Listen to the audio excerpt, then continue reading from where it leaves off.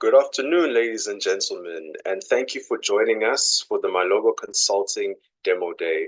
We're so excited to have you all here as we celebrate entrepreneurship and innovation. My name is Isaac, and I'll be your host for the next few hours. I've just been asked to mention a few points before we get started. Firstly, can you please keep your mics muted through the event? And also, please, can you turn your cameras on, especially if you're one of the speakers, just so that we can see your face during the recording of the event.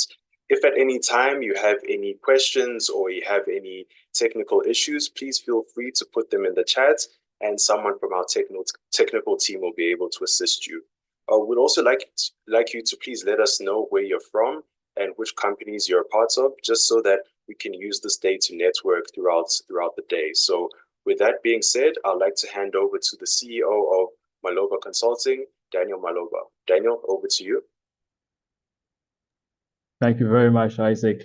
Good afternoon, everyone, and thank you for making the time in your busy schedule on a Saturday afternoon to come and talk about business, investment, entrepreneurs.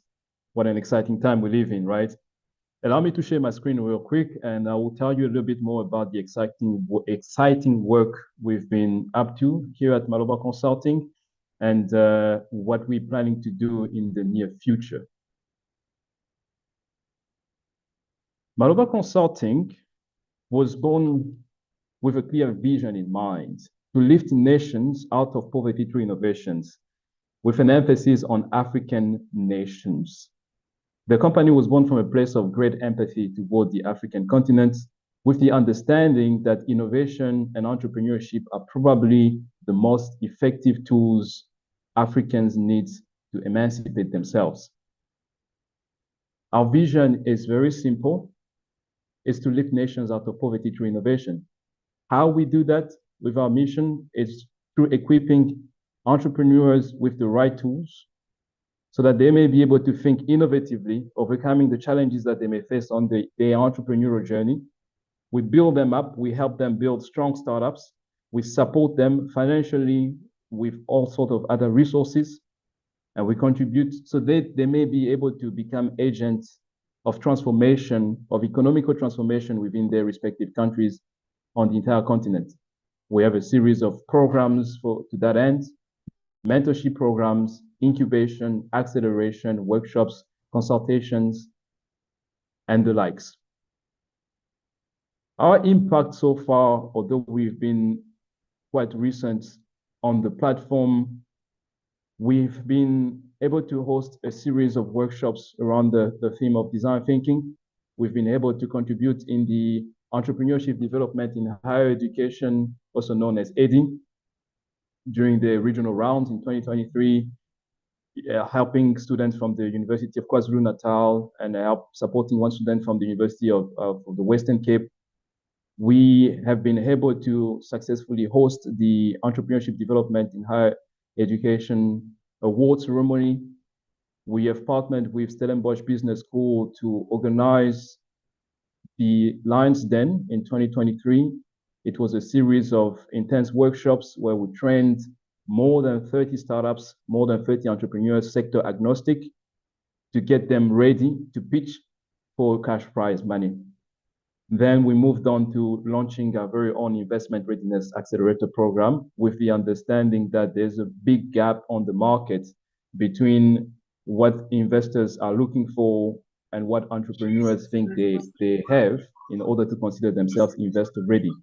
So the feedback we get from investors is that by the time entrepreneurs or a startup knocks at the door, they are far from being investor ready. And entrepreneurs on the other side complain that there isn't enough support to prepare them so that by the time they approach the investors, they know what to have in the data room, in the backpack to be considered investor worthy. So that's the premise upon which the Accelerator program was built. I am pleased to say that we have launched our pilot program, which has just concluded, which is also the highlight of this event this afternoon. You'll be able to hear from 3 of our startups that went through the program pitching to you in this program. We've also been nominated by the Global Startup Award in the category of incubator and accelerator. And there's so many more things that we've been able to achieve.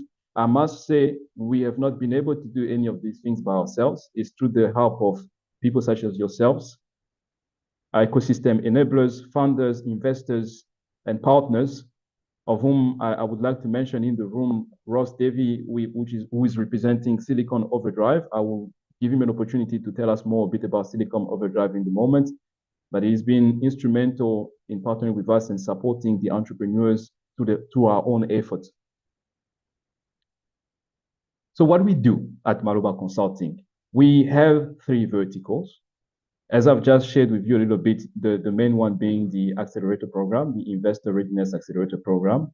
It's a purpose-driven program, comprehensive support, offering experienced mentors, fundraising, and opportunities for investment.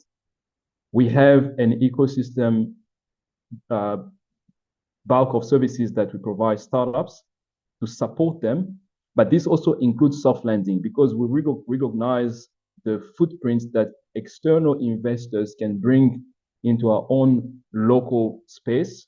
We recognize the opportunities that lie out of our own immediate surrounding. And so we're trying to facilitate that and to create an ease of entry into the market for external investors, for external players, so we can grow together. We support student entrepreneurship. We support corporate innovation. The third leg is community, which is big. Community, it's all about networking. We all know, everybody on this call know that entrepreneur is a very challenging and a very lonely road. You need like-minded people. You need to surround yourself with the right community in able to stand in difficult times and in order to be able to assist those who need your help. We organize various networking events, pitch competitions, support investment opportunities. However, the good news about joining our community is that you get access to a lot of extra support. As I've mentioned, we partnered with Silicon Overdrive. You get access to support on migrating onto cloud spaces, AWS. Ross will be able to tell us more about that. So there's a lot of opportunities for you to join our community. It's easy to join the community. All you have to do is to go on our website and sign up. It's that simple. I want to tell you a bit more about our investment readiness program. It's an 8-week long program, virtual, because we're Pan-African. We're trying to eliminate the geographical barriers. It runs on a weekly basis with a series of cohort sessions. That's where the group comes together and learn a particular topic for that week, followed by an office hour where each startup is assigned a mentor who is going to journey with them throughout the length of the program. And this happens weekly as well. The roadmap for this year when it comes to the Accelerator program, as I've mentioned, we have just wrapped up our first cohort, which was launched last year and started early this year in January. The applications for the second cohort have been opened. So if you are a startup, regardless of your sector, you are more than welcome to go onto our website now. We'll show the QR code at the end of this presentation, where you can sign up for our next cohort, so you can benefit from the same advantages that these startups today pitching have benefited from. And we're here to help you. We help you to connect you to investors. We're here to point you in the right direction so that you may grow at an exponential rate. So in April, applications are going to close in April, on the 1st of April, and on the 15th of April, that's when we're going to begin with the program. So the way it's going to work, shortlisted candidates will be contacted, interviewed, and if you qualify, then you'll be admitted to the program. So you can imagine that seats are limited. You want to apply as soon as possible. We're going to run this program 3 more times for the rest of the year, meaning for each quarter, there will be a cohort session that we're going to run. And then at the end of the year, we will end with a big networking event where we'll gather and share some of our success stories and some of our challenges. What you can expect from this program is starting with the foundation of entrepreneurship. Most of us come from various backgrounds. Perhaps you have identified a problem worth solving and you are busy solving that problem. However, you don't have the right training when it comes to building businesses. So we start with the foundation. Then we realize that not everybody is a financial expert, but as an entrepreneur, you need to understand your money. This is something that is not negotiable. There's also challenges when it comes to legalities and regulations and corporate governance and so many other things. So we have training for that. But how do you now scale your products, moving from the market that you've acquired, the beachhead market that you have, expanding to bigger markets, expanding into the right direction? What go-to-marketing strategies should you have? What marketing tools should you use? How do you leverage things like digital marketing? What is investment readiness anyway? We talk about data room, we talk about cap tables, we talk about exit strategies. What is this all about? Private equities versus organic growth versus angels. All these terms are being thrown around. So you get a very structured program where we take you from A to Z. And by the time you're done with the program, you have a data room that is fully constructed. You have an opportunity to meet with investors and pitch your business to them. And we help you to connect you with the right investor, because not every investor invests into any startup. They are mandate focused, and you need to be mission aligned for you to make sense to them and to resonate and to stand out of the pile of applications that they receive on a daily basis. And so the learnings of the program is a total of 48 hours of investment readiness content, a total of 12 hours of online assessment, a total of 240 hours of mentorship. The market, as I said, Pan-Africans, we're looking at any startup on the continent. We're looking at any investors playing locally or internationally. We're looking at early stage and growth stage startups. The sector is agnostic. The KPIs is we aim to get our startups to increase in revenue and customer base by 50% after going through the program, which is measurable also in terms of expansion of the startups market reach and product offerings, demonstrating improvement in key performance metrics such as customer acquisition, retention by 50%, and of course, fundraising. This is an investment readiness program after all. Here's a pool, the pool of our speakers and mentors that have participated in the first cohort and who are more likely to participate in the second cohort as well. I'm not going to name them all. You're welcome to go onto our website and look them up.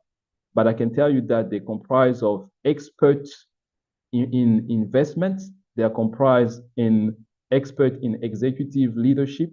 They are comprised in expert entrepreneurs, expert in specific brackets of entrepreneurs of the entrepreneurial journey that are there to guide you, work with you, regardless whether you're a tech startup or you into agri-tech or whether you into health tech or whatever your sector, there's a mentor for you. And as I've mentioned, we have our partner Silicon Overdrive, represented by Ross Davis, who is going to tell us a bit more about how you can leverage also what they have to offer. How can you get involved? We know we have a diverse group on the call right now. We have investors, we have people representing the corporate sector, we have founders. If you are an investor or an angel and you'd like to support a startup, you can sponsor them. Or if you'd like to have access to a pipeline of startups, you can reach out to us directly. If you want to become a mentor, you can also apply on our website. There's an application for mentorship, for becoming a mentor. If you want to donate toward the program, you can do so. If you want to tell about people in your network, you're very welcome to do so. If you want to promote your brand through us, you can also talk to us. If you want to sponsor a demo day, that's also an option. So there is absolutely no way you can't get involved. There's an opportunity for everybody on this call to get involved. Let's talk about community and events. Community, as I said, it's where we come together as funders, as investors, as angels, anybody who plays a role into the ecosystem. We get together, we get to talk, we get to explore opportunity for supporting one another. But the biggest benefit of joining Maloba Consulting community is having access to services such as offered by Silicon Overdrive, our partners, of which we will hear more in details with Ross Davies, who's on the call. You get opportunity to compete in pitch competitions. You get opportunity to be exposed to investment opportunities. We also have investors networks, growing a pool of local investors, attracting international ones, and fostering collaborations. And then we have our ecosystem services. These are the type of services, whereas you don't necessarily need to commit to a specific program, you have a particular need at a particular time, you can come on our website and look for ecosystem services. This is where you'll also find services such as soft landing program, student entrepreneurship, and corporates. I want to thank you for taking the time of joining us today. If you would indulge me, take out your phone right now, scan the QR code on the screen. You should be able to have all the information and details about Maloba Consulting. I'm Daniel Maloba, founder and CEO of Maloba Consulting. I thank you for your time.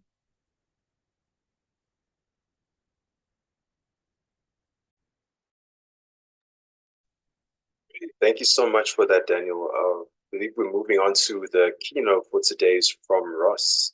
Is he ready? Ross, are you there? I am ready. Thank you. Thank you so much for joining us today. Sure. Just gonna share screen. You're able to see the screen? Yes, I believe we can. Okay. Hi, everyone. So Ross Davey, Business Development Director at AWS Advanced Partner Silicon Overdrive. Really nice to be here. Thank you, Daniel, for including us. We love helping startups. We help startups from really early stage all the way till scale, and assisted some startups, and they're currently enterprise now. So there's four main packages or ways we can assist founders and startups. The first is through access to AWS credits and what's called cash. So cash is AWS partner funding, which is paid to the partner by AWS so that the partner can deliver technical services and support of the startup to either build or grow or scale on the AWS platform. So it's either co-funded or free of charge for the startup. In that way, AWS assists you access technology and expert skills at a low cost or free cost. So just high-level summary of some of the funding programs. You're probably aware Activate, best practice, start with the smallest code. So Activate Founders, $1,000, available through AWS's website. Just Google search AWS Activate, apply there. Thereafter, you can let Daniel know, and Daniel will connect us, and we can give you access to a $5,000 code.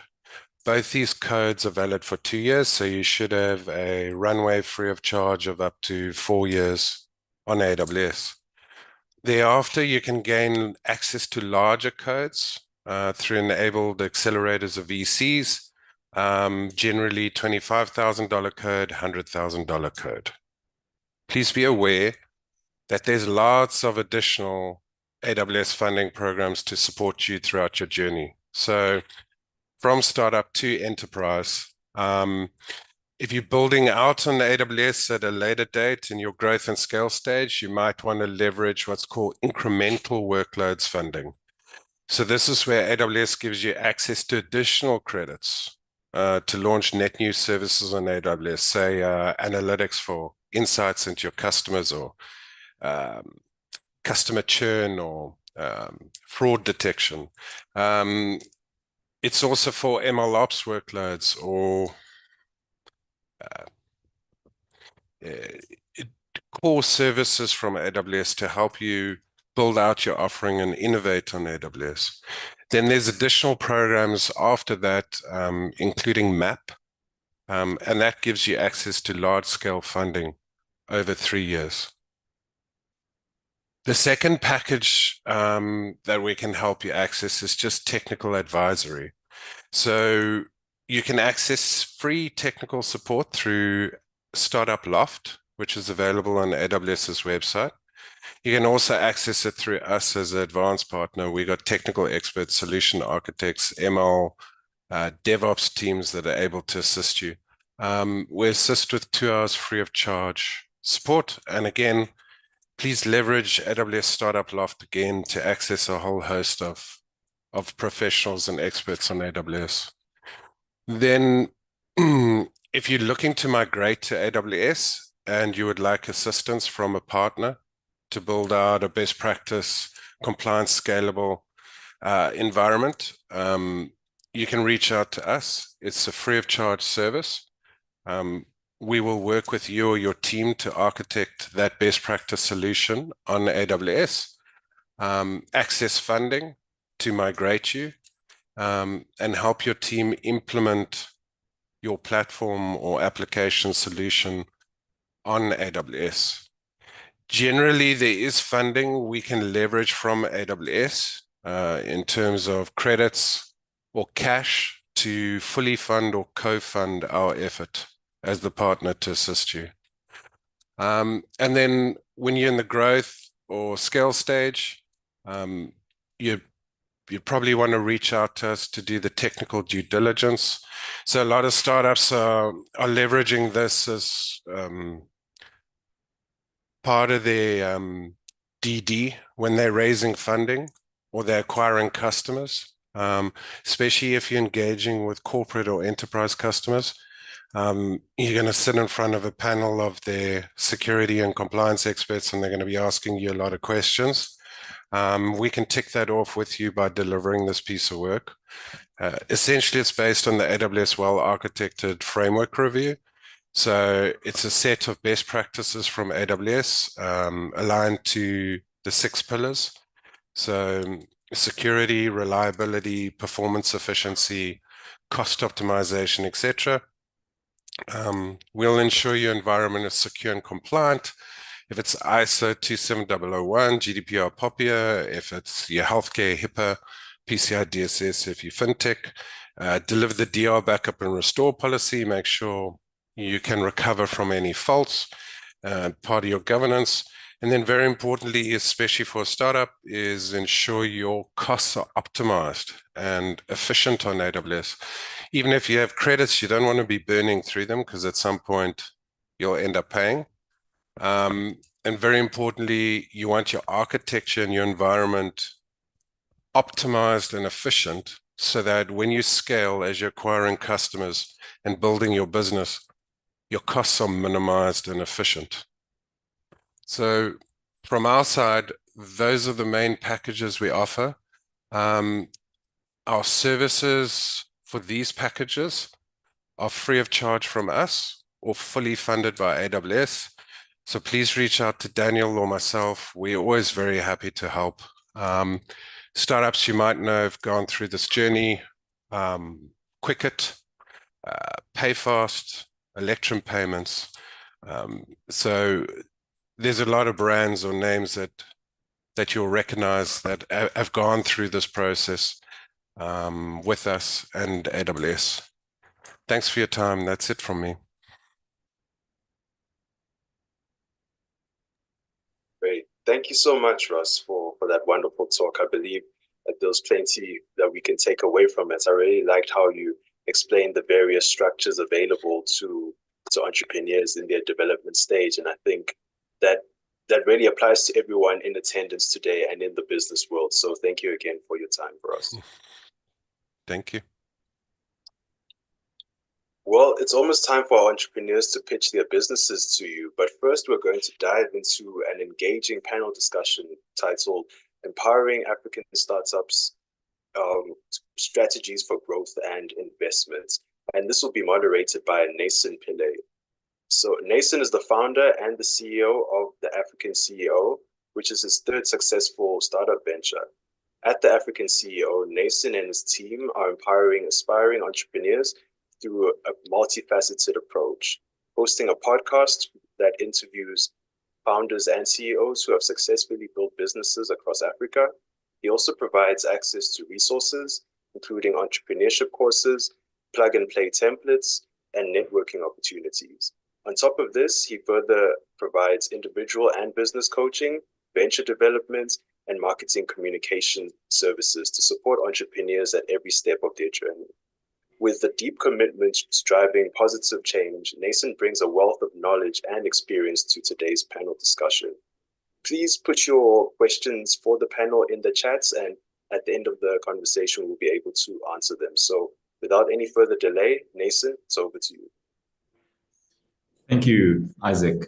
Daniel, firstly, I have to acknowledge you and the impact that you're making with Malova Consulting. I think that in such a short amount of time, you've grown significantly, and you really are paving the way for us founders to follow. So keep going. As Isaac mentioned, I do have a podcast, and I feel like I'm in a really privileged position because on the one end, I get to have these conversations with successful founders, and on the other end, I'm speaking to investors. So there's wisdom on both sides, and that wisdom has been just invaluable.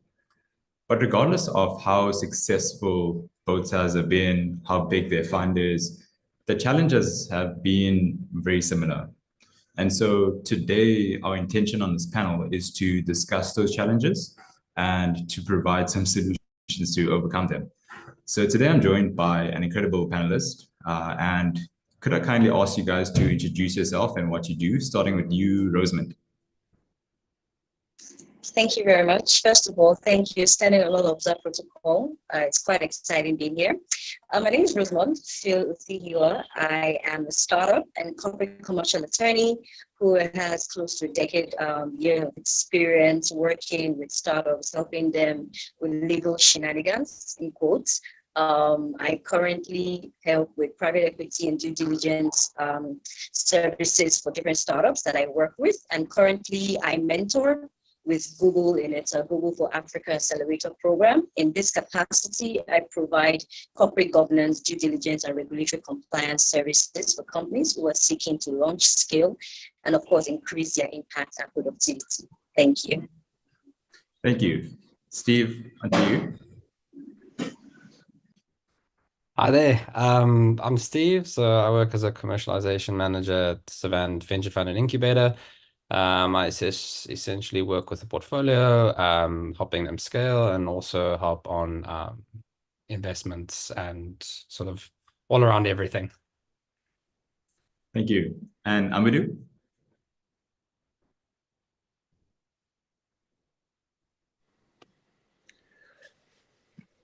Is Amadou with us?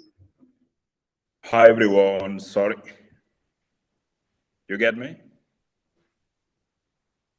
Yes. Yeah, my name is Amadou Ndiaye. I'm from Senegal, so currently working at 28 Ventures and Venture Capital and Global Accelerator located at Silicon Valley. I represent them in West Africa and all around, so for their market expansion project. So I am most focused on French-speaking country. Also, I work with several programs and several governments as Korean governments, Mauritanian governments, and also have a project with AI, artificial intelligence project from Global Accelerator located at Chicago for help them to sourcing and sizing some startups focused on artificial intelligence in Africa. I am most focused also to help startup to raise fund or to try to penetrate new markets, except it's exceptionally in the French-speaking country. Thank you very much. I'm living at Dakar in Germany. Thank you, Amadou. Steve, I'm going to start with you. So Savant, I'm sure, receives thousands of applicants every month. What separates those founders that make it to the next round compared to those that you don't even progress? Yeah, so I mean, it's a difficult one. You have obviously there's plenty of things that come to play at a different stage of your application. If you're looking at things like mandate fit, so obviously like first and foremost, do you fit the fund mandate? So for us specifically, we work with deep tech and hardware startups. So something that really has an engineering and hardware type background. So if you're, for example, a fintech that comes to us, then you don't really fit our mandate. So I think it's important for guys, especially when they're looking for funding, is to really understand what the fund is looking for and what they can invest in, rather than sort of doing a blanket applying to all the VCs. But if you're looking sort of further along the line, guys, I mean, even from your pitch deck, that's obviously the very, very first layer that we get to see of your company. We obviously don't know the background and everything that's going on and what's happening on your guys' end. So if your pitch deck doesn't really explain it, and that's sort of speaking to Daniel's saying earlier about investment readiness, is really being able to get your company across in a very short document where and to get someone like really excited about the company. So I think that's also, I mean, that's very beginning. If you're looking sort of later on to guys that sort of made it through that stage, and then you're looking at due diligence, stuff like the stage of the fund also comes into play. If your fund's sort of very late on and looking to deploy, then it's likely that guys want to get going. And if your DD and your data room and all these things are not in order, you might sort of miss out on that funding. That's nothing to do with your company, but it might not just be just where the fund itself is at. Yeah, and I think it's more about really sort of just understanding your business. If you can really and clearly articulate where you want to go, what the money wants to exactly what the money is being used for, I think you stand a much better chance of really, like, again, getting your point across and securing that funding. Thank you. And also what I'm hearing is entrepreneurs just need to do their research and figure out if who they're applying to is the right fit for them. And Amadou, on your side, so 2080 is the most active early stage investor, or one of the most active early stage investors in emerging markets. What do you guys look for with that pipeline that comes to you?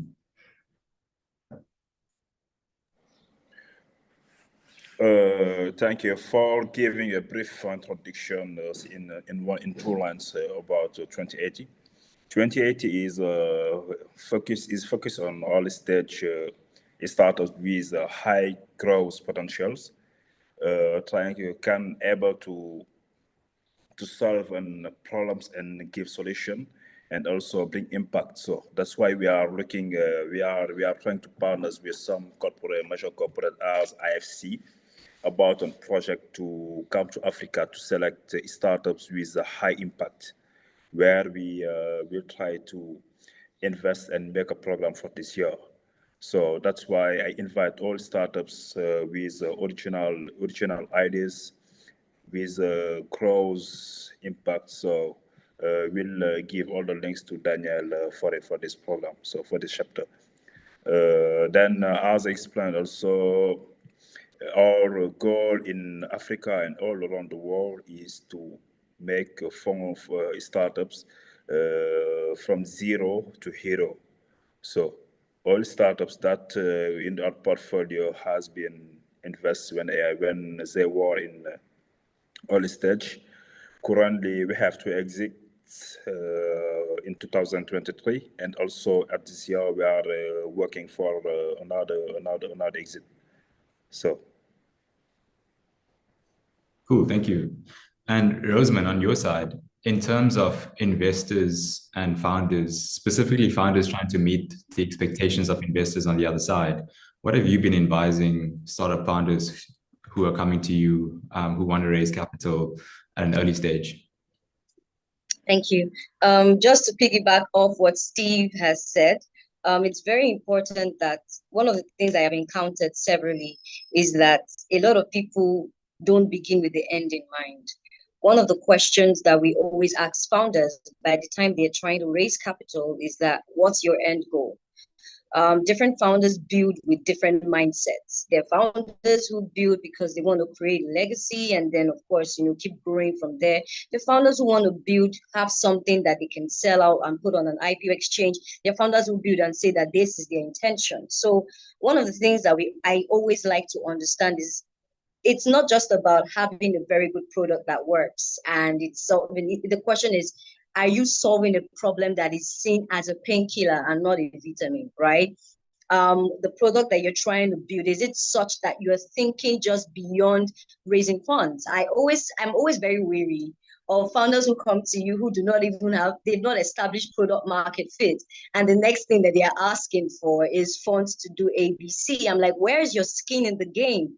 What have you done to prove that you've done the necessary R&D that shows that there is a problem in the market and you've been able to see ahead of the curve, possibly from an innovative point of view, that you were solving a problem that the market truly wants? Because it's one thing to, build yourself to be funded. It's another thing to build yourself to last. Over the past year, 2023 was a very sad year for a lot of startups because there were a lot of shutdowns. There were a lot of employment issues and things like that. So you realize that funding is not the solution. It's actually having a business that works. So being and standing on the side of a legal practitioner, and I look at how companies are funded, I'm looking at structure. I'm looking at the capacity of the founders to be able to build a team that is able to survive the ups and downs of what entrepreneurship is about. I'm looking at the corporate governance and regulatory compliance principles that you've put in place that says that, you've been able to assess the risks of building this product, and you've been able to plan in advance what those risks amount to when they come knocking at your door, because guess what? They will. So I kind of like have a 360-degree look. I want to see the investor. I want to see the founder's readiness for the market. I want to see the founder product fit. I want to see the business model and the business concept. And I want to know exactly what their end goal is in mind, so that I can know that by the time we are introducing and facilitating investor conversations, we are not just talking to founders who are just trying to look for a way to escape out of building, but are actually, very serious about solving real problems and doing the real work and putting their skin in the game. So that's a summary of some of the things that I usually encounter. And I ensure that founders under my portfolio pay attention to, for them to be investor ready. Thank you. You also spoke about company structure. So what should founders be looking to do to build a solid company structure? Oh yeah, very, very important question. And I think this is something I get all the time. I have an understanding that I'm speaking to a global audience. So there may not be a one size or one corporation size fits all approach for different companies. But one of the things that I have seen very, very clearly is that there has to be a clear establishment of roles and expectations of each person coming to the company. What form of structure are you coming into? What does your articles of incorporation say? If you intend to go beyond a particular jurisdiction, how plausible is it for you to have a Delaware incorporation? Are you going to do it domestically? You're going to think of all the jurisdictions where you are qualified to do business, right? What are your internal regulatory compliance guidelines? For example, different industries have different regulators, right? If what's applicable in fintech, is not applicable, may not be applicable in a health tech space. So you cannot have a one size fits all. So one of the things that is very important when it comes to structure is being able to identify from the onset the relationship between the co-founders. If you're going to be having employees in the long run and you're going to be building what is called employee stock option plans, what do they look like? Are they constantly reviewed? We live in a highly regulated sector. If you're going to be dealing with people who deal with data, you have to understand what the data compliance guidelines are for your country, wherever you find yourself, right? In Nigeria, we have the Nigerian Data Protection Act. Of course, we have the GDPR that applies, to EU citizens. You need to understand those regulations. And of course, you talk about things that have to do with employees. Someone in the comment section mentioned labor law matters, right? How do you interface with the management? Because building a company means that people are going to be working in that company. So what's the relationship? What are the ethical policies? What's your position on sustainability and governance, right? I've been privileged to sit on panels where different startups come to pitch, and they talk about how they're trying to introduce some level of ESG or sustainability into their businesses. We are very, very, very critical in looking at how you intend to do that. Artificial intelligence has become a buzzword, right? What are some of the things you are putting in place to ensure that you are not breaching protocol or you are using data without permission? There's just so much, right? So I would always say, right, I'm trying not to give legal advice, but I always say it's important to have structured conversations from the beginning, because by the time you start to build, launch, and scale, that means you're going into different countries. Those countries have regulators, right? And you need to know what their expectations are from you, right? So it's one of the things that, you have to think about as you build and as you begin to go, so that you don't end up causing issues. Yeah. Thank you. Yeah, Rosemary is definitely the expert when it comes to corporate, commercial, and startup law. Thank you for that. Steve, do you have a question that you'd like to, you can go ahead. Yeah, no, I just want to follow up on what Rosemary was saying. I like 100% agree. It's you get a lot of companies as well where you'll have a guy using an AI buzzword, but he is building a fintech, but he's a lawyer, and there's no one in the team that actually works in fintech. So you find a lot of times where what we look for is someone that really actually understands the sector that they're playing in, because you don't understand the sector and going to the regulation and going to you want to expand. If you don't understand the market you're trying to play in, or have someone that at least has extensive experience in that market, then it's sort of like, do you really understand? And then it goes to the product market fit. Like, are you going to get that product market fit if you don't really know sort of where you're playing? Definitely. It's what I'm hearing from you is also you guys look for these industry expert startup founders, and they are more likely to get funded. What happens Yes, if of they are looking course. for funding? Yeah. Steve, in terms of funding, not all startups should apply for VC funding. So, what other types of innovative funding structures should early stage founders be looking for besides VC funding? Yeah, so I think it goes sort of carries on this sort of this whole conversation that not every business is a VC business. You have, if you're looking at structure, you can have a great business, you can be turning over revenue, but at the end of the day, you want to see, investor wants to see scale and to your company to really accelerate and grow. And if you can have a great company, but that just doesn't do that. You can be churning millions, but it's you're sort of just staying there. I mean, I think that there's that buzzword, what's it, a zebra company, where you've got sort of a double bottom line where you're doing well, but you're doing it for good, but it's not necessarily scaling. It's not like a plans to be a unicorn. As everyone wants to invest in a unicorn, you want to get massive returns on your money. So not every single company is that sort of a company. So I mean, you can look for stuff. There's crowdfunding platforms, grants. There's a lot of grants. I was actually on a panel at in Cape Town CBD and speaking to the guys at Thrip. So Thrip is a educational based grant. So you work with master students, and so really sort of technical startups that are looking for money. Then there's tier P4G. So there's lots of grants that obviously don't come with that equity component. I think a lot of people want to get hung up on VC funding and all these things, but they're giving up their company at the same time. And I don't think people sort of acknowledge like how important that actually is. Like that's it's a piece of your company, and there are other ways to get around not having to give that away.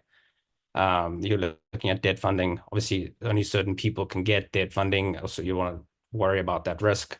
Obviously, you don't want to be some guys that obviously be risk averse trying to take out a 500,000 Rand loan to try grow your company. But you, I think the main thing is really understand what you need the money for, and whether you actually need this money. Is it going to get you to that next point where you can accelerate? Is it going to, what are you going to build? What are you going to do with a lot of people trying to get more money because they want to bring on more people? Well, do you really need these people that you're bringing on? It's trying to run like a really lean company and getting to a point where you reach that product market fit and having a lens on that company, you really can see scale from an outside perspective. And once you get to that point, then people are going to start giving you money. I think you have the beginning where you can join incubators and accelerators where there's usually a funding aspect at the end of it. It's probably an equity component during it.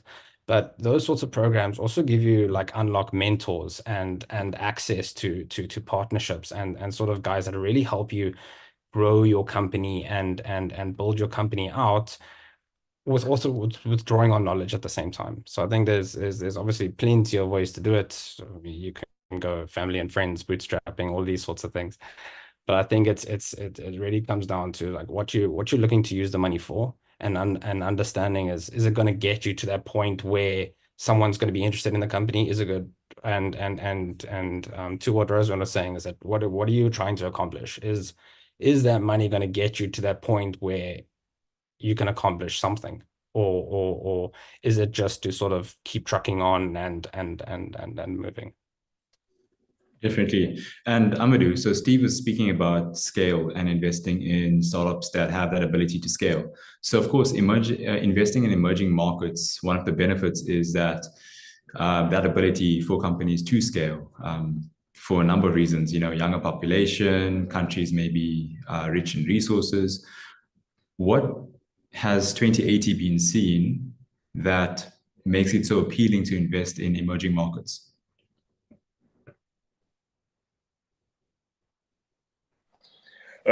For investing in emerging market, usually the most specific insight that we have is usually the population. Also, a lot of countries from emerging market have young people and very dynamic ideas, and are able to solve a lot of problems. That's why 2080 is more focused about this area. But the only and important or prominent stuff for us is to solve and try to have an impactful project or startups is very, very, very, very important for our business model. You also do some work with corporates, if I'm not mistaken. So how beneficial are corporates in the startup ecosystem in terms of collaboration and partnerships? For corporate also, usually we join them for a program. Usually we can select a countries or a specific area, and we join a corporate as we have done with Hyundai, Kia Motors, and SpaceX. For solving specific problems. That's the corporate. It can be corporate and government. So it's depends usually, but we are more focused on or a lot of our program is for corporate government, for corporate partners. We need startups to solve a problem that they need. Usually they define what kind of solution they need, and we will go in the market, so and in our region to select the best startups, and after that we run a program usually for 3 months, 6 months. It depends of the definition of the partnership. After that, all the startups will be incorporated usually by the corporate, as we have done with a lot of corporates in CIS region, in Europe, most particularly in India and South Korea. Wow, amazing. It sounds like there's also that international partnerships. Rosamond, when it comes to regulation, across the continent, we know that startups need that support, especially when competing in international markets, getting access to international funding, etc. How do you think that this can be achieved?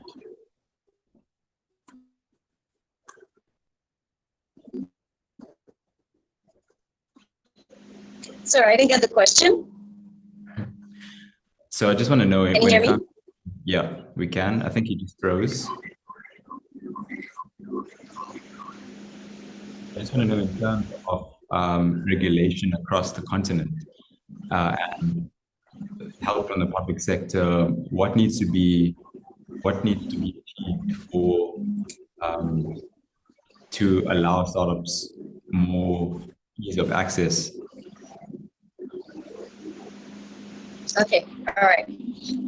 So I would say that there's a lot of work that has to be done, that has been done. I would refer to some examples, but there's still a lot of work that's still for a country like Nigeria at the moment. I think in 2022, we signed, we incorporated or we created this Startup Act, which is supposed to be a collaboration between the private and public sector. So for the central banks, there was supposed to be a collaboration between the central bank, the Securities and Exchange Commission, the National Office for Technology Acquisition and Transfer. What some of the things that have been going on and I have been seeing is that laws will always try to catch up with technology because technology really, really moves fast. And one of the things that founders and startup founders realize is that they constantly always have to keep themselves updated with changes in regulation. If you read the news, I think Flutterwave, which happens to be one of the unicorns that came from Nigeria, moved into Kenya, and there were some sort of regulatory issues with central government, right? That had to be regulated. Now, one of the things that founders have to begin to realize is that every single country or every single jurisdiction has its own regulatory ecosystem, and we call it regulatory framework.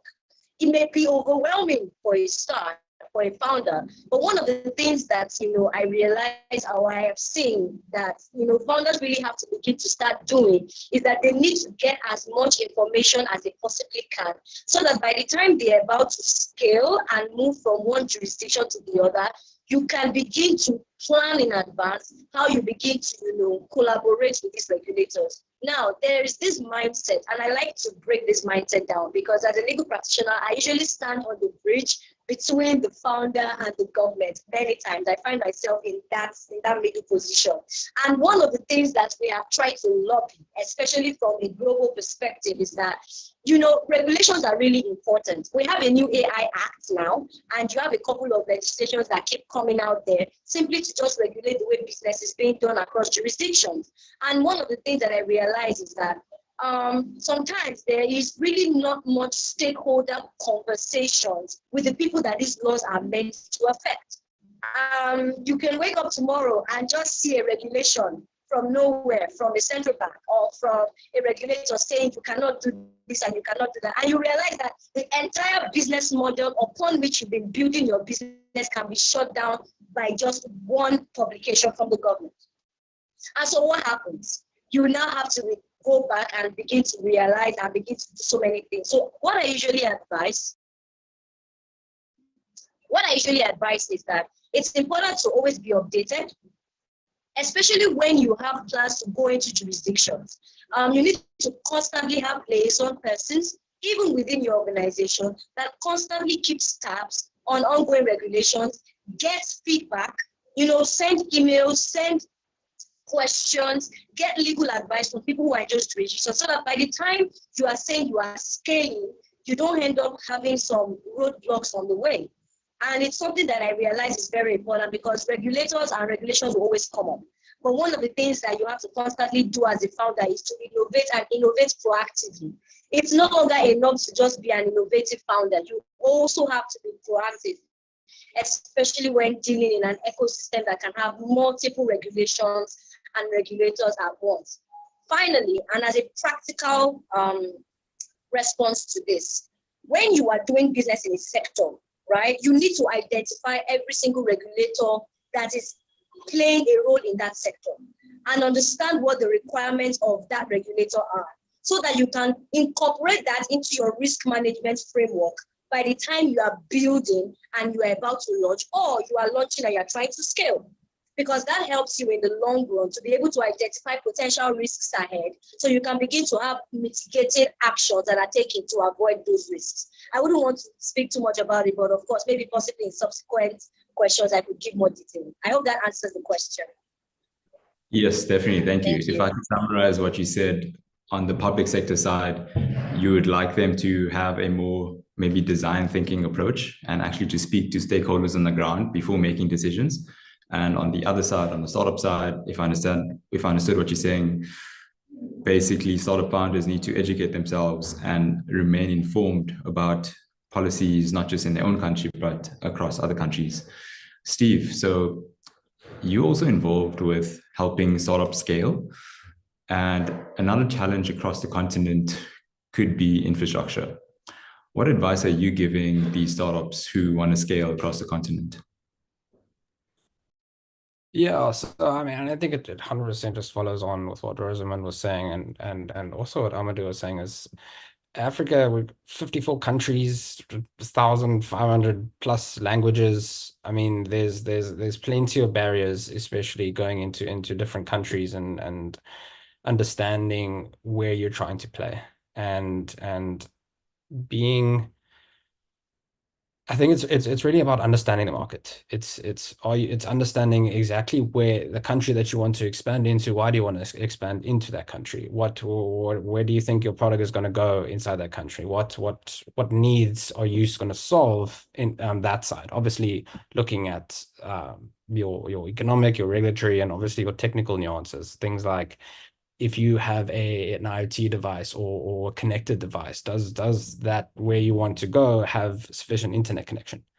I think it really is down to just it's really understanding the market that you're trying to play in, and obviously we've got a lot of great things about Africa. We've got 1.2 billion consumers by 2030. We'll have 42% of the world's youth. So it really is a massive market. And so understanding what the environment and the economics of the country that you're trying to play in really is something that you need to take into account. And further to what everyone was saying, it's like a local team helps. If you're chatting with guys that are in country and they understand what's going on with the government. They understand what business is like operating inside that country. They understand what the regulations are involved. And then to what Amadou is saying, it's partnerships. If you're partnering with guys that not I mean necessarily formally partnering with, but I mean it's chatting to these guys that are currently operating in these countries. What problems are they dealing with? What problems can you solve in that side? And I think being flexible and willing to pivot. You can have a million different features on your app, but these features might not work in Western Africa, or they'll work in Southern Africa. I think being willing to pivot and to sort of tweak your product to that market is really important. Definitely, thank you. So we spoke about challenges across compliance, regulations. We spoke about challenges that founders may have when fundraising, when they want to scale. Amadou, could you give me a success story that you're really proud of or you were part of? And what did that founder do differently to become a success?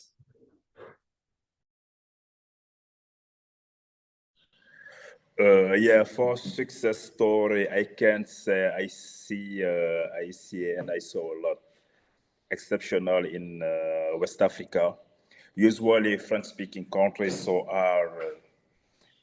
we are not longer at the innovation system compared to Anglophone countries, Nigeria, Kenya, Ghana, South Africa, Egypt. We haven't. Sorry for my English. I'm very sorry. For them. Mindset, entrepreneurship mindset. It is very different. So in Senegal, I saw one founder named Paydunia. Maybe it was the first contact that I work in the ecosystem. It's been 10 years ago. So we were younger. We have done some school class together. After that, all time he told us he want to be an entrepreneur. He want to create startups. We didn't know what does it mean startups in Senegal, because our mindset is what to after university to serve the government or to serve a private company. Usually French telcos company or so. They are mature in Senegal and in West Africa as well. He was very focused about his ambition, very focused about it to create an API. At this period also, we didn't know what does it mean API. We didn't know what does it mean startup. So for me, he was dreaming. So I tell him, you want to be in Silicon Valley or we are in Senegal. So don't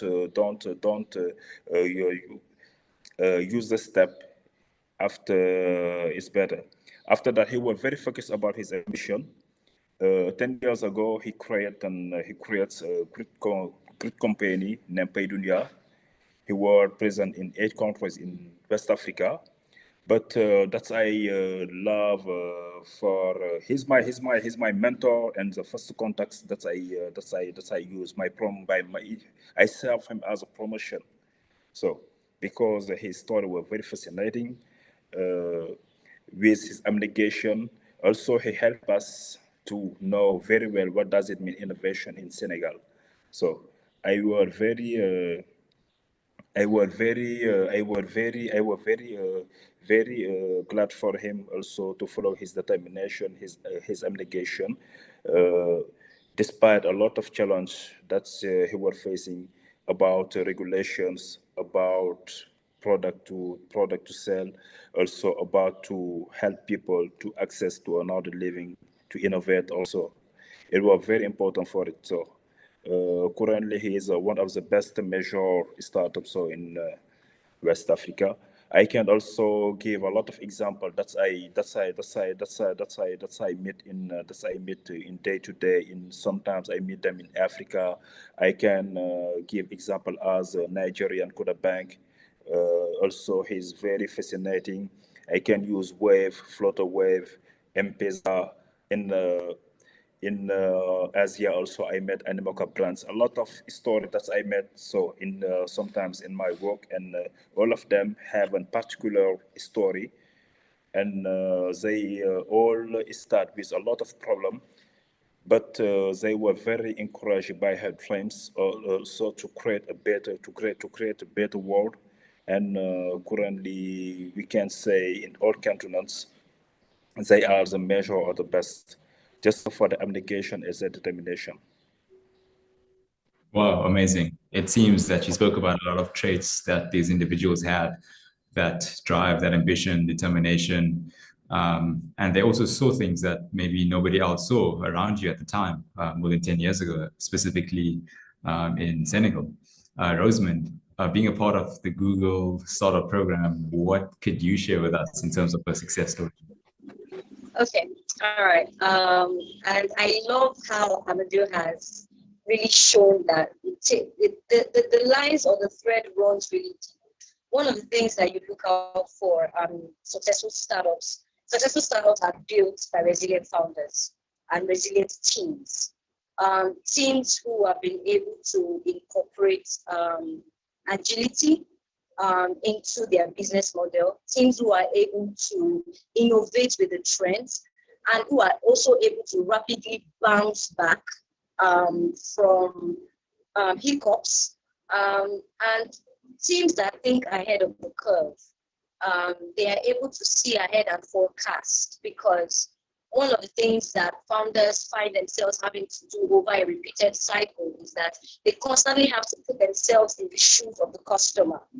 And one of the things that they really realize is that being able to identify your customer, their avatar, and knowing exactly how to solve those problems in such a way that it is profitable for you is one of the things I've seen.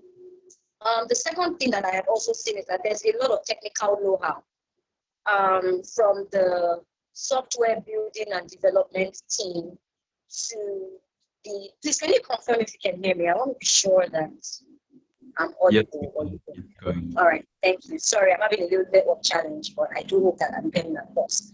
The second thing is the mindset and the technical know-how of the team. So, like what Steve mentioned, right? If you're building in an industry that's as technical as fintech, you want to see expertise. And I realize our founders who have been able to amass a healthy length of experience before even finding or founding their businesses sort of have a huge chance of being able to, grow quickly, fail quickly, succeed quickly, because there is some level of experience that they have. Doesn't mean that you can start a company without having the relevant experience, but having the right team composition is very important.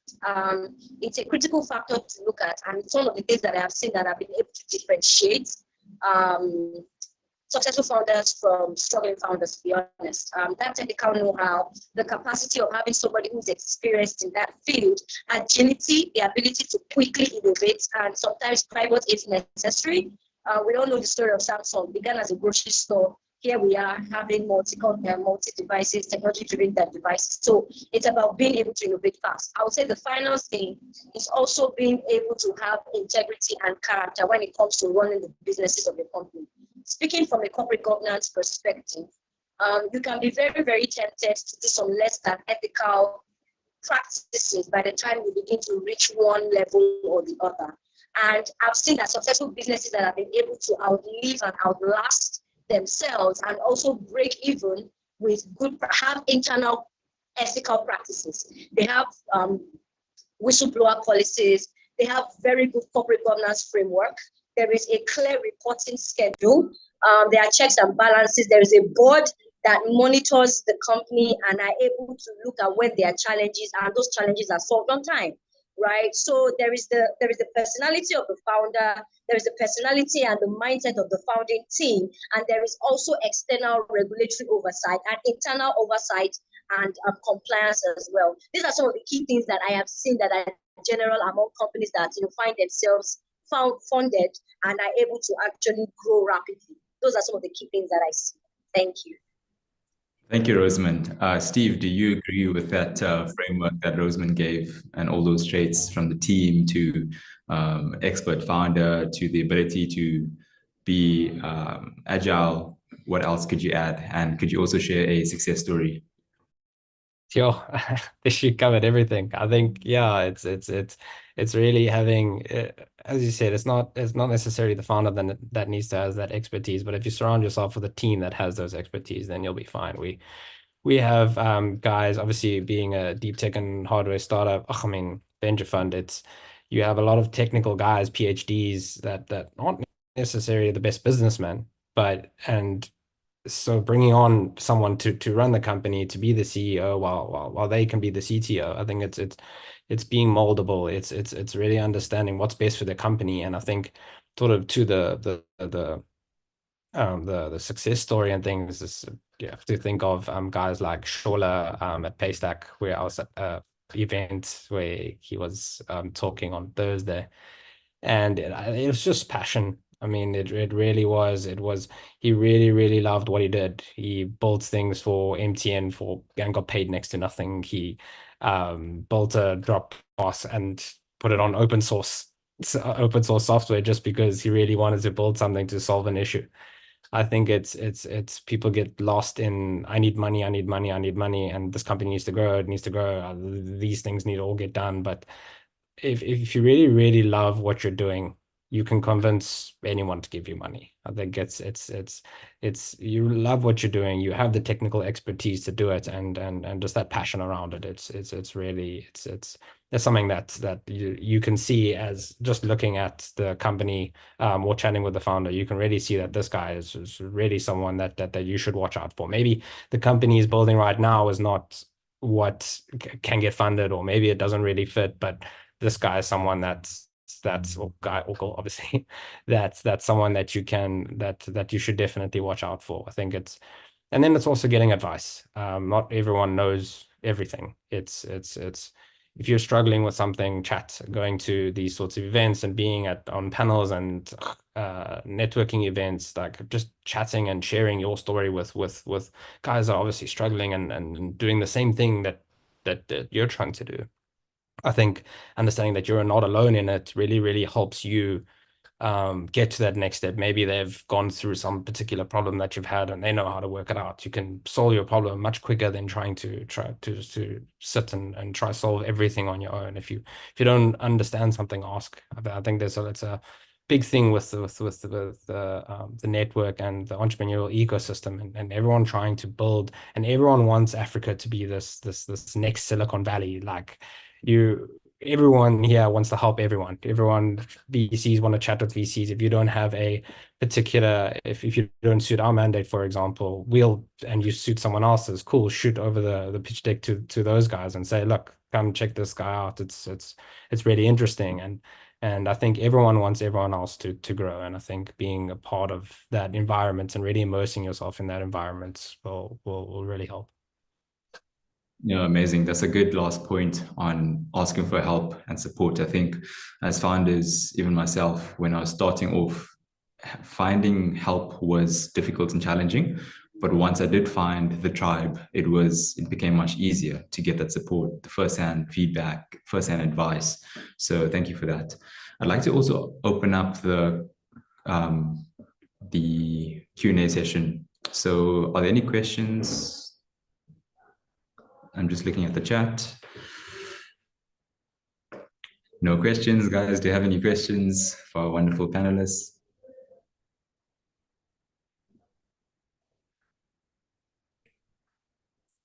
Well, maybe I can ask a question.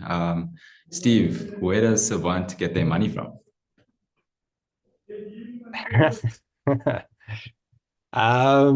So venture funds in general get their money from LPs. So LPs or DFIs, or you can get, or if you have a fund of fund structure or corporate venture capital structure. I'm not going to go into specifics, but I think it's at the end of the day, they need to get their investors money, and so it's not just the venture fund that has its own money and gives out the money to startups. I think a lot of startups get sort of confused that it's not where or venture funds are dealing with other people's money. It's not our money. So and there's certain mandates and there's certain milestones and certain sectors, even certain people, certain demographics, sort of everything that the fund is mandated by. And so depending on where you get your money from, I mean, you have guys that there's a huge push now to climate. So a lot of LPs and the family offices, guys that are overseas, are looking to invest in Africa. There's a big push for climate. So if you have a climate fund, then you're more likely to get money. But if you are yeah, I think it's back to it. We're responsible for other people's money. It's not necessarily it's not ours. Definitely, thank you. Any other questions? Oh, Roseman or Amadou, would you like to add anything before I give it back to Isaac? Yeah, I would just like to share something. I know we're talking about, what to do to get right and how to position yourself for funding. And yes, we're going through a rough patch in Africa right now. The numbers were not smiling in 2023. We literally had, if I'm correct, about a 43% drop quarter on quarter. And we're hoping for things to get better. But while we are hoping for things to get better, this is the best time. Because the truth is this: while it looks like things are going down, people are actually putting their best foot forward. Gone are the days when anyone wakes up in the morning and just dumps a huge valuation on themselves and everybody's taking it. Now everybody's eyes are open. More due diligence is being done. So for the founders in the room, don't be discouraged. It may look like a very discouraging period right now because investors are sort of like pocketing their checks right now. But trust me, it's going to get better, but it usually gets worse before it gets better. So right now, rather than thinking about the next person to get money from, start thinking of how to build a business that investors will be the ones to run after you. I have seen founders who have bootstrapped to a point where they even got applications from investors that, okay, we would like to, and they'll say, no, give us some time. You can get there, right? Understand that venture capital funding or funding of any kind is to accelerate. It's not to do the dirty work. So ensure that you are doing the work. And when those funding come, it just helps you build and scale better, right? So don't be discouraged about what's happening in the ecosystem. It's always going to get better. It gets worse before it gets better. So ensure that you keep your feet in the game. And I just want to encourage the builders out there. You are doing what a lot of people are not able to do. So don't give up. We are rooting for you and rooting for your success. Thank you. Yeah, that's a really good point. Founders have to have that grit to continue. There is a question that came through.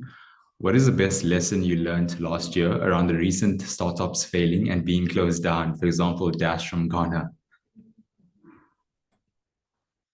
Anyone?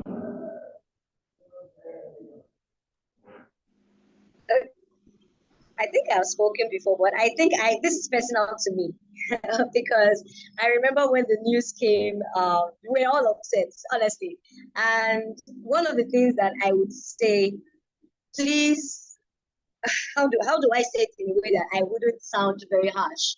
Because honestly, it was a very interesting conversation we had within our founders community. The biggest lesson I learned is this: raising funding is not equal to I'm a successful startup. It's not. It's gone are the days where people feel like you're successful because you raised funding. And if you look at the numbers of funding that they raised, and there were different conversations about things that happened in the background, you realize that most of the failures were corporate governance failures, right? Because there were no accountability in terms of financial processes and financial management.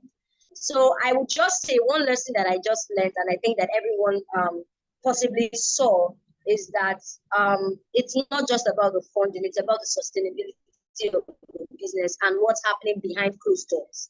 I wouldn't want to say much more than that, but yeah, that's a big lesson. Don't equate funding to success.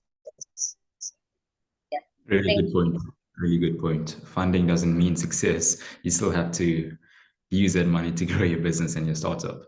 Another question came through. Maybe Steve or Amadou, you could answer this. At what point do you know that you're ready to scale? From Siraj.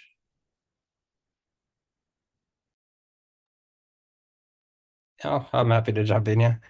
I think it's obviously depending on your stage. Scaling is different at different stages of the business. I think once you've got a stable customer base, and you're starting to see sort of your company's consistently growing. When you get to the point where you know that you've got product market fit, people are interested in your product, and your product's flying out the door, and you as what Rosemond was saying, you're not using money to keep the company going. The money's not to pay off debt. The money is I need to increase the operational efficiency of my production line because I just can't keep up. It's just taking me too long to produce these units, for example, or you need to improve the infrastructure on your platform, because you've got your platforms hanging because you've got so many customers. I think it's when you're at a point where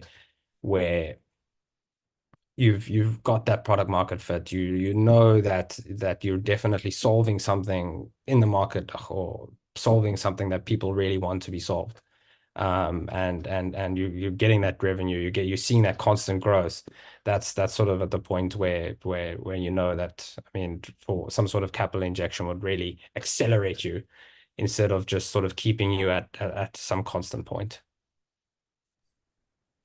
Definitely. Thank you. I see that Isaac is back. Isaac, are we done? Yes, I believe if anyone else still has questions, anything else, let me just check the chats quick. I don't think there was any other questions. I think there Cool. was. Thank you, Amadou.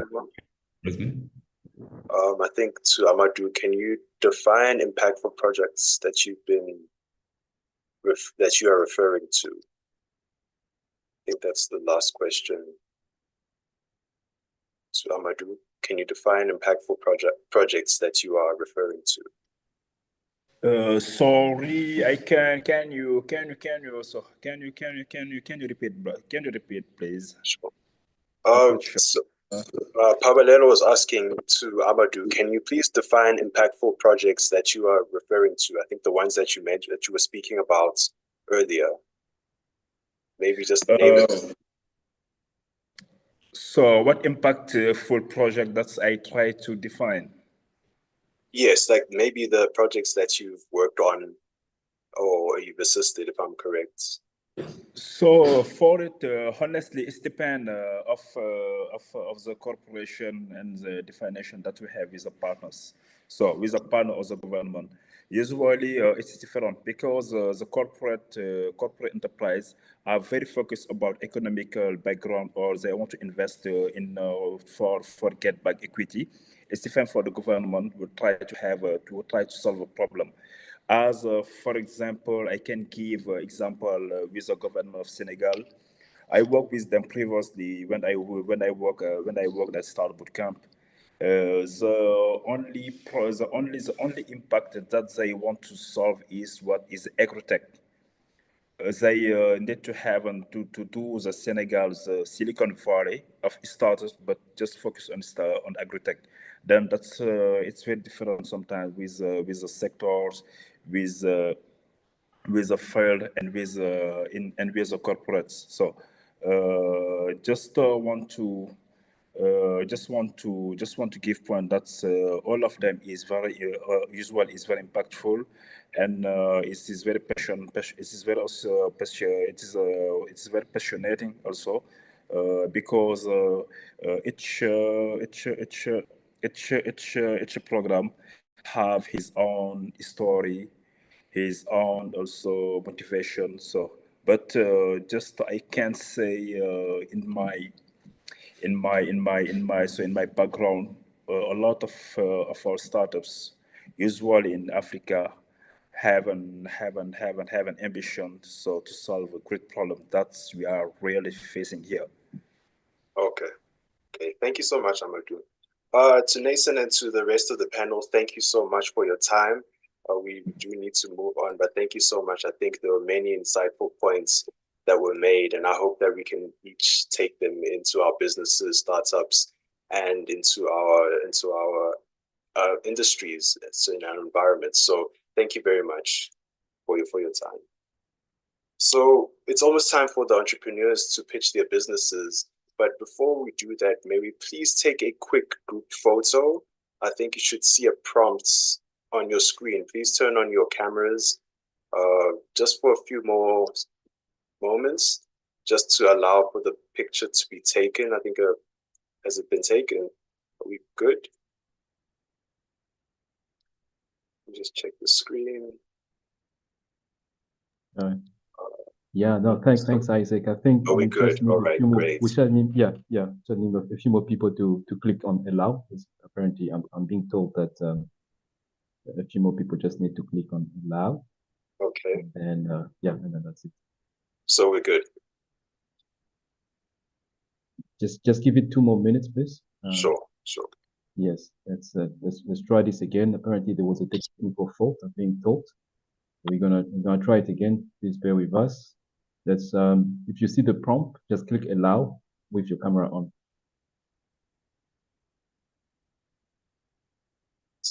Amadou, can you please turn on your camera?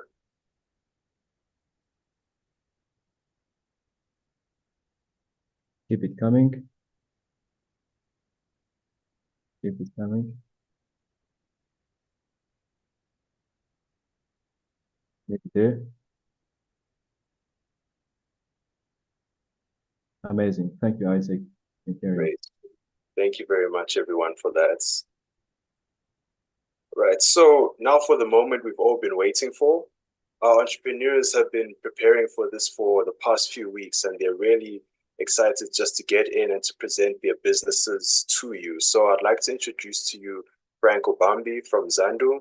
I have Wia Sabisi from the founder of Tropical Paradise, and Pabelelo Ohoro, the founder of Lelo's Acha. Sorry about that. So each entrepreneur will just take a few minutes just to present their businesses to you. They'll be presenting back to back. So can you please just hold your questions and your remarks till the end of the pitches? And then if you should take a look at the bottom of the screen, I think you should see the option to be able to accept the breakout room. So we've created 3 breakout rooms for the entrepreneurs, and once all the entrepreneurs have finished pitching their businesses, you'll be able to enter the breakout rooms and speak and question them about their businesses. So I believe, Frank, it's over to you.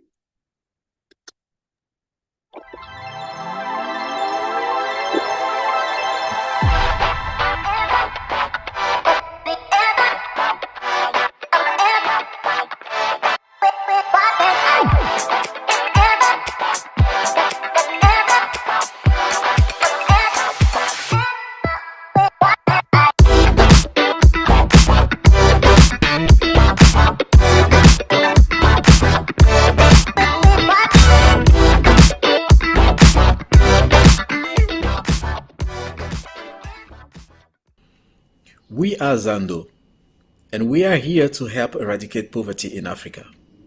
Before I tell you how we are doing it, I have a short story for you.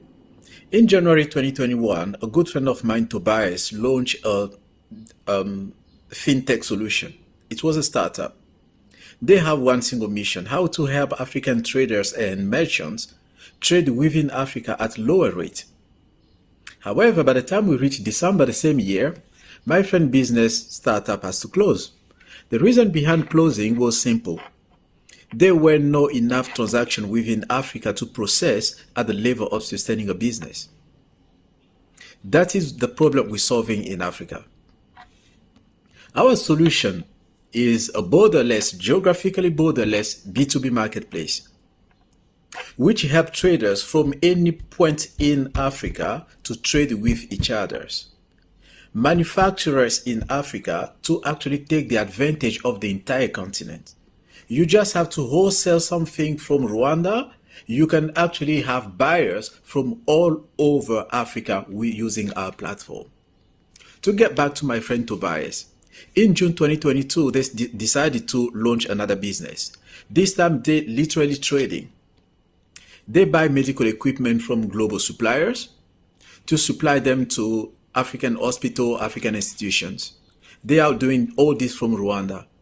As we speak today, they are selling everywhere in every single corner in Africa. They sell to Eastern Africa, they sell to West Africa, Central, Southern, Northern Africa.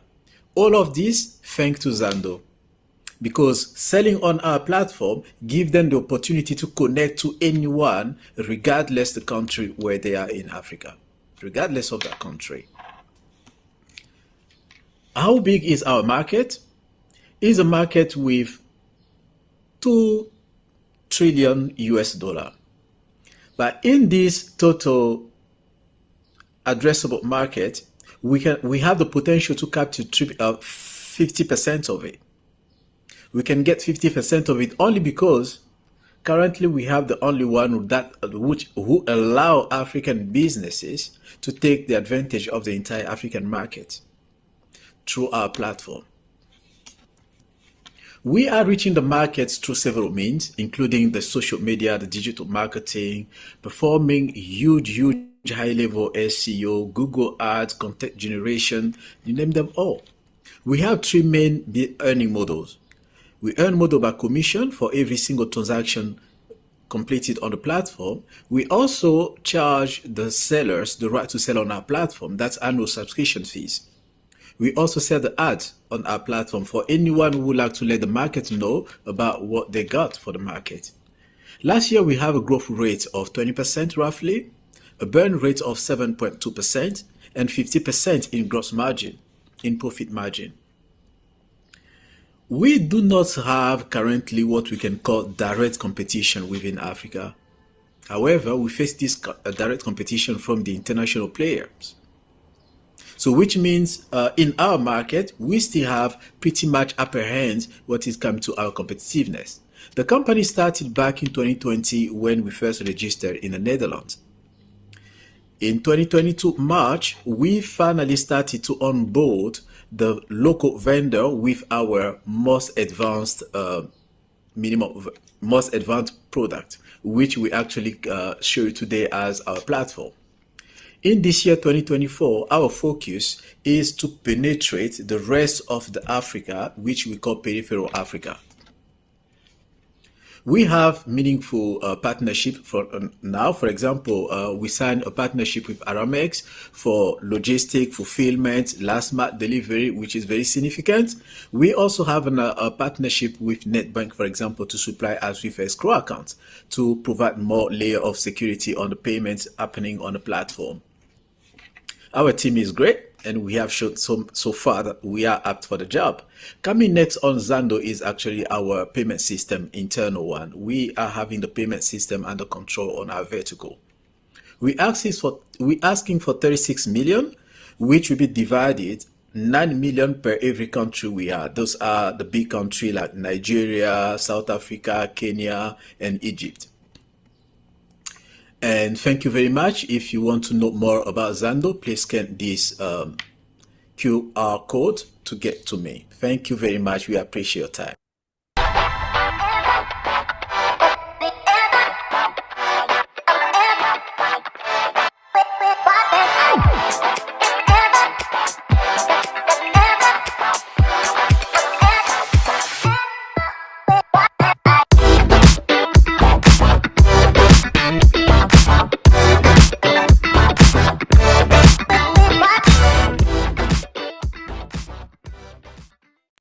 Welcome to Leila's Acha.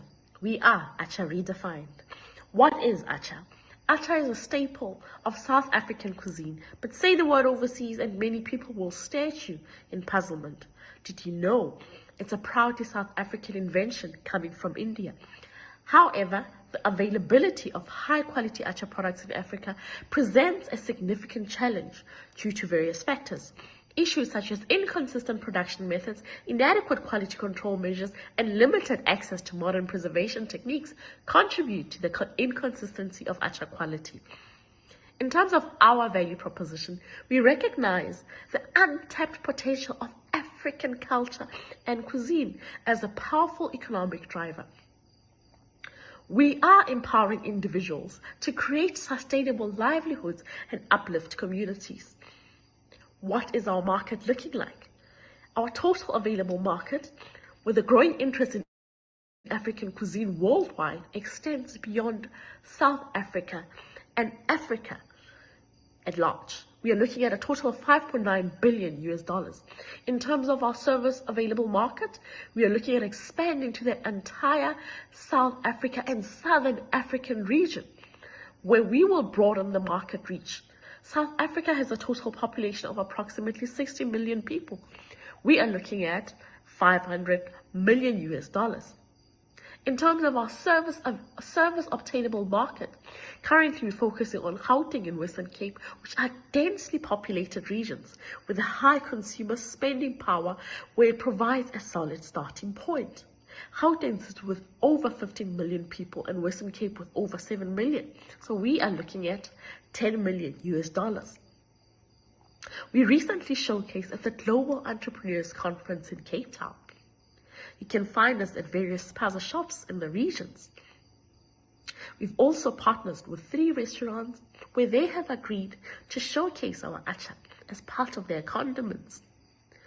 We have a customer base of at least 5,000 customers. We are looking at procurement of mangoes. In terms of our operations, where we have established a good relationship with a local farmer for a steady supply of quality mangoes. We do not have a formal contract in place, but trust and reliability form the basis of partnerships.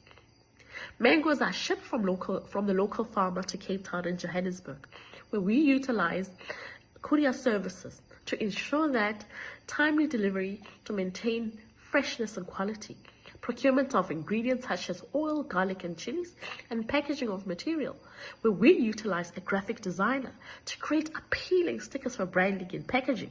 In terms of our ordering and sales, we're looking at customers where they can place orders via WhatsApp using the numbers provided. Products also sold directly on the streets in the local spaza shops. In terms of delivery, we utilize our own cars. In terms of expansion, we have collaborated with various restaurants, and we have an aim to secure contracts with big retail stores for a wider distribution. In terms of our revenue model, we are looking at business to business and business to consumers, where we're also looking at corporate gift and packages, where we're looking at bulk orders for events and functions. In terms of our business to consumers, we're looking at events and pop-up sales. In terms of our compounded annual growth rate, we're looking at 134%. On average, our average annual burn rate is sitting at $6,787 US, and our profit margin keeps increasing, where we're looking at 91%. In terms of competition, we are not the only players in the market, but what differentiates us is that we offer authentic South African Acha with a focus on quality and accessibility. Our team consists of various members. I'm the founder, Lelo, and I'm the CEO of the organization. In terms of our growth rate, we are looking at 2022, where we started with our market research and making our first sales, where we expanded into different cities from Cape Town to Johannesburg, Pretoria. And we are looking at expanding to the entire South African market and Southern African region. What are we asking for? We are asking for at least $50,000 to $75,000 US in investment pre-seed check, where we will be utilizing 30% on operations, 30% on machinery, and 20% on marketing. We want to hear from you. So I urge you to take out your phones and scan the QR code and join us on www.lelusacha.com. I thank you.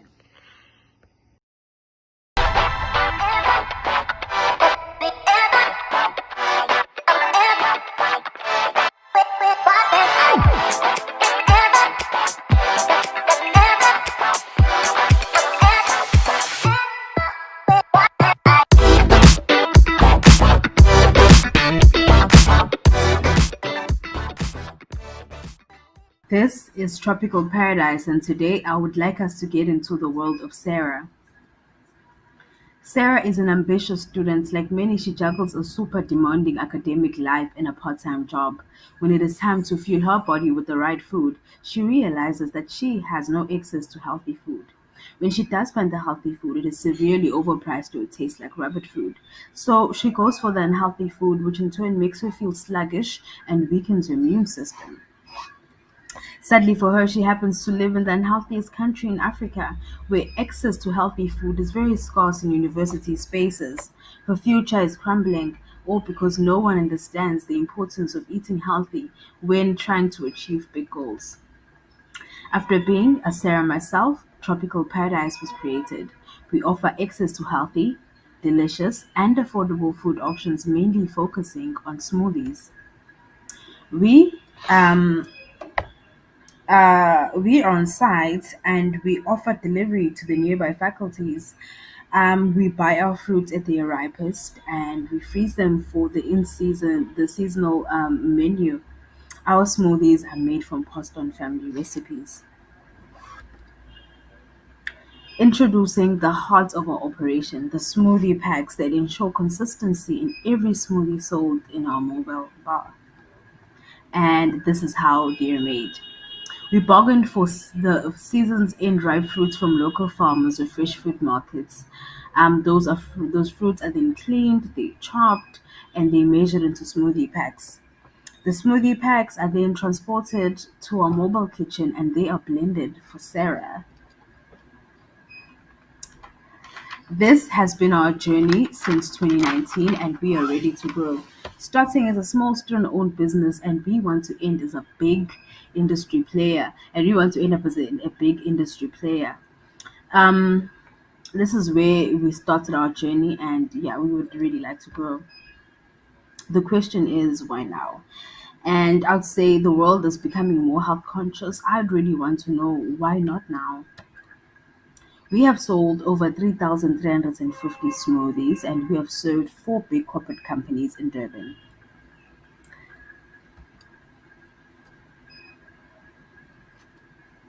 Our target markets are health conscious students that attend physical classes on a daily basis and the staff members that are on site on a daily basis.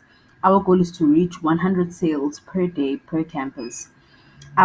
We've identified our SOM at our current campus.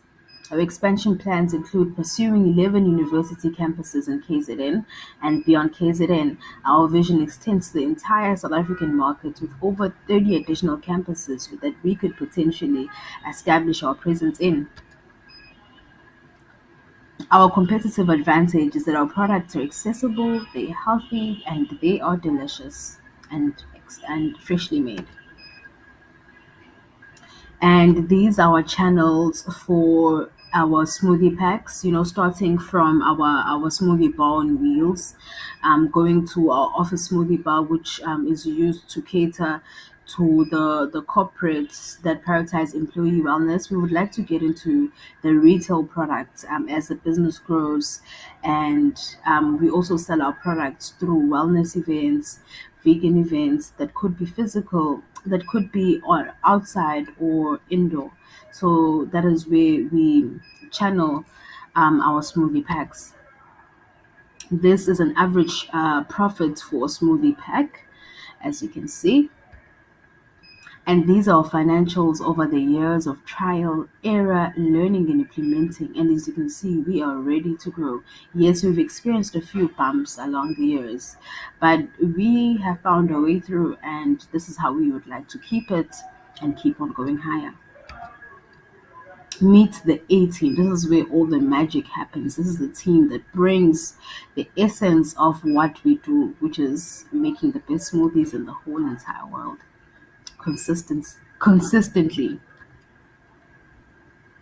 And these are our company needs. With this funding, we'll be able to secure a manufacturing unit. As at the moment we're making the smoothie packs from home, we'll be able to do some smoothie pack testing, for retail, get a halal certificate for clients. Um, thank you.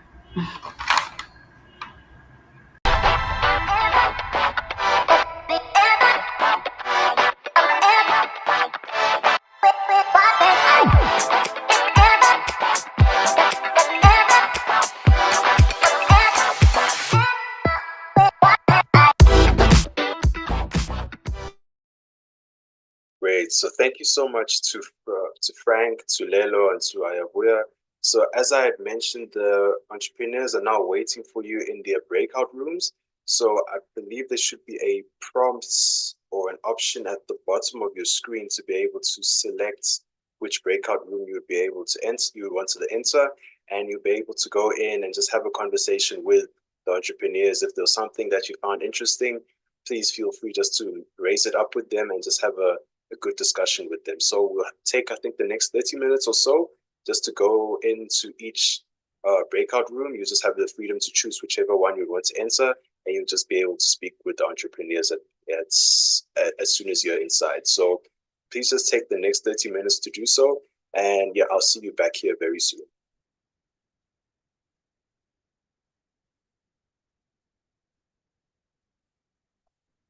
So yeah, you can click the option for more, the three dots at the bottom of the screen, and click the option for more, and then just press join breakout room, and you'll be able to select which one you'd like to enter.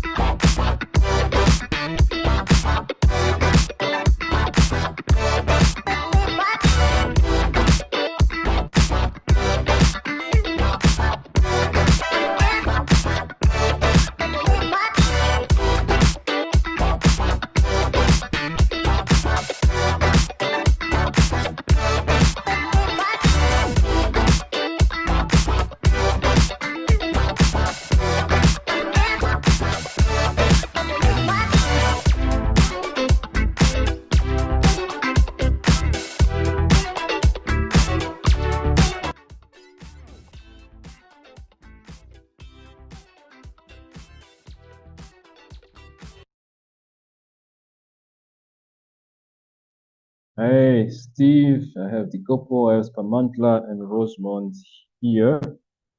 Have you guys had the chance to make the tour in the breakout rooms and engage with entrepreneurs? I think this is a good opportunity for you to give them one-on-one feedback, anything that you might have noticed in what they said, whether it be financials, their strategies, and whatnot. Awesome. Will do.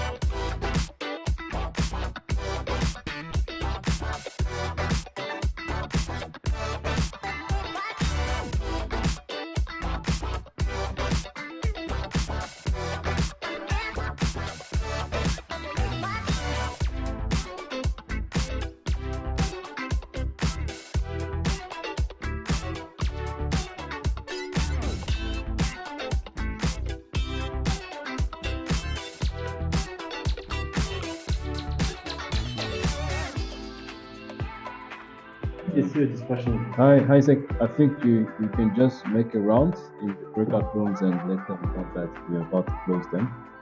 Come back to them.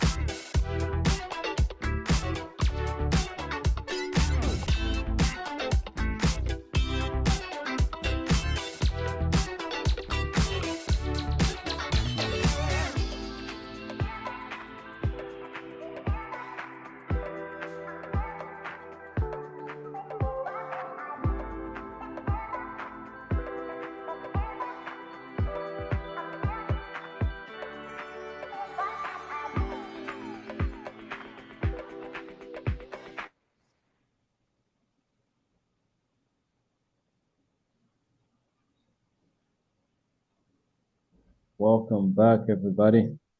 We have everybody back from the breakout rooms. I do want to thank you all, starting with Isaac, for such an amazing job that you've done just being the MC of this whole event. It's no small task. Thank you for your professionalism and excellence. I want to thank Ross for sticking with us until the end. Thank you, Ross. Always a pleasure having you around. And to our panelists, Steve, Rosemont, Amadou, and Nathan, a big thank you for the wisdom, your insights, and just sharing your experiences. It goes without saying that these are things that are not usually taught in school. And entrepreneurship, it's all about winging it. So any opportunity like these ones really is helpful for an entrepreneur, because in just a few minutes, you get to learn something that you could take you 2 years at an MBA program learn. So thank you for sharing your wisdom. And to our founders, thank you for the courage of coming out here on this platform and just pitching to the whole world to see. Because we were live on YouTube and LinkedIn. So we had actually a lot more viewers outside as well of this Zoom meeting. So well done. It takes a lot of courage. I do want to say that, as you probably know this, I'm preaching to the choir, entrepreneurship is a journey. It's in stages, it's in milestones. You've reached a milestone. You will encounter challenges. Do not be discouraged. It will test you whether really you're serious about this business. Even when you are successful in raising funds, you must always think of the next step, the next few steps. If you raise funds now, if you were to receive the money you are asking for from an investor, what are you going to do next, right? So continue educating yourself in terms of everything there is to know about startups, because you definitely won't learn everything in one program. Even if it's 2 months, we'll try to cram everything. So continue educating yourself, continue coming to events such as these, try to surround yourself with like-minded people. And to the rest of the people, the cohorts, thank you for coming out and just supporting the entrepreneurs, the investors, the speakers. We hope it was insightful and that you learned something, you gained something out of this, that it was valuable for your time. I want to encourage you to not forget to join our community on our website. For those of you who are interested in joining our Accelerator program, applications have already opened. Having said that, I thank you. Enjoy the rest of your day.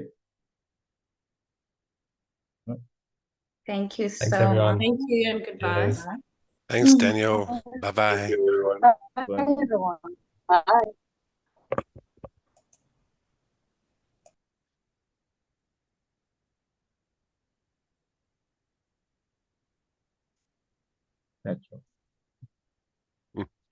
Daniel.